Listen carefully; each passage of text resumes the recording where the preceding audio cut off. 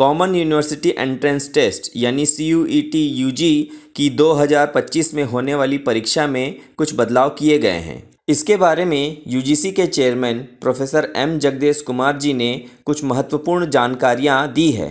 आइए जानते हैं इन बदलावों के बारे में। पहला प्रश्न, CUET यूजी के 2025 से होने वाली परीक्षाओं में क्या बदलाव होगा?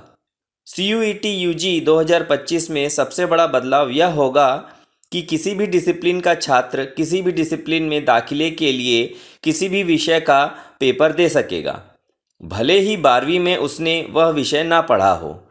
अब यह परीक्षा हाइब्रिड मोड में ना होकर केवल कंप्यूटर बेस्ड टेस्ट मोड में ही होगी।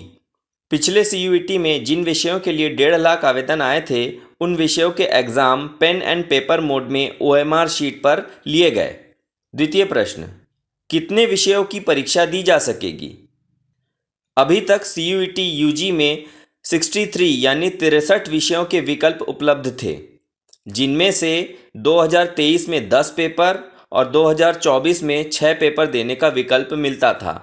लेकिन 2025 में जनरल टेस्ट समेत 37 यानी कि 37 विषयों के विकल्प होंगे।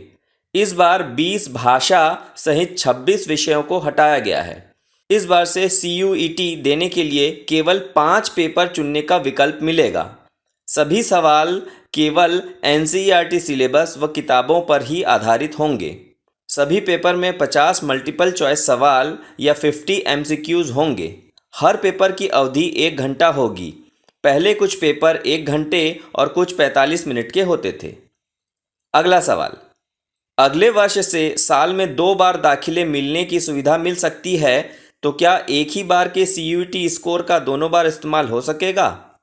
CUET स्कोर का केवल एक ही बार दाखिले के लिए इस्तेमाल हो सकेगा। हालांकि CUET यूजी की परीक्षा भी साल में 2 बार कराने की तैयारी चल रही है।